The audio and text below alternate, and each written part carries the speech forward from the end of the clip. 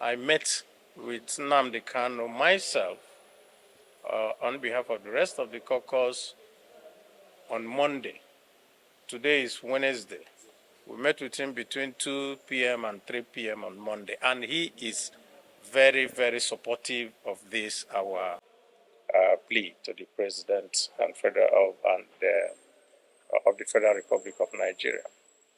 I don't think that is necessary to ask.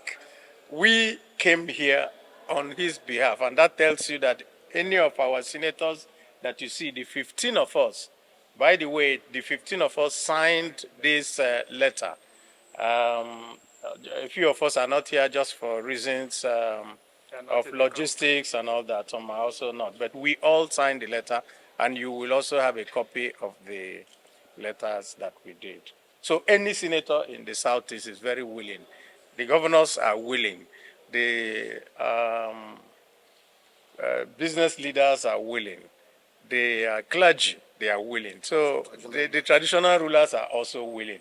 So I do not think that anything will stop us if it comes to that. And he has also assured me that he is ready to fulfill any conditions that are put that will lead to his early release. The AGF received us very warmly and also told us that, of course, this is a request for which he has to go and study it, digest it, and take to the president, because he won't take the ultimate decision.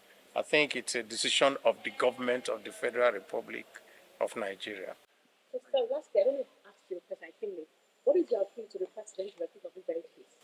The appeal is that this matter cannot be resolved legally, and if we continue with the legal wrangling, that it will continue to cause the insecurities, because the legitimate demands has been hijacked by criminals, undesirables, and all manners of elements who have used it to perpetrate their own nefarious deals on the rest of the people of the Southeast. Nobody in the Southeast likes what is going on. People cannot go out of their houses on Mondays. People are maimed and killed and all that. And some people are roaming around, killing even security men in the name of looking for the release of Nnamdi Kanu. And Nnamdi Kanu himself also confirmed to me last Monday that he never made any request of that nature, that anybody should go and kill people. In fact, he was very pained that the Southeast is suffering because of this.